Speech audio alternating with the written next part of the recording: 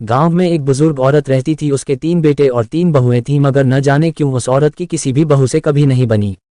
हमेशा शिकायती लहजा, कभी तानों की बौछार तो कभी अनदेखी, बस यही उसकी आदत बन चुकी थी।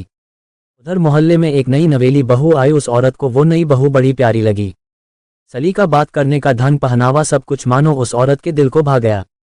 अब आलम यह था कि दिन में कई बार वो नई बहू की तारीफें करती और अपने ही घर की बहुओं को ताने देती। एक दिन उस औरत की तबीयत अचानक बहुत बिगड़ गई।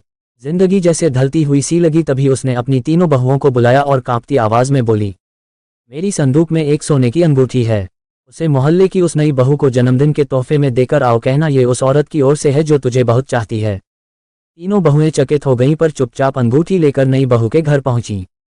दरवाजा खटखटाया और बोली, ये उपहार उस महिला की ओर से है जो आपको बहुत प्यार करती है, जिसकी चिंता आपको हमेशा रहती है। नई बहू मुस्कुराए और बिना कुछ सोचे तुरंत 3 नाम गिना दिए। बहुएं चौंक गईं। उन 3 नामों में उनकी सास का कहीं जिक्र नहीं था। उन्होंने पूछा, इनमें से तो कोई भी हमारी सासू माँ नहीं है?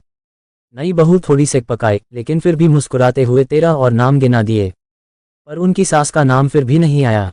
अब बहुओं का धैर्य टूट गया।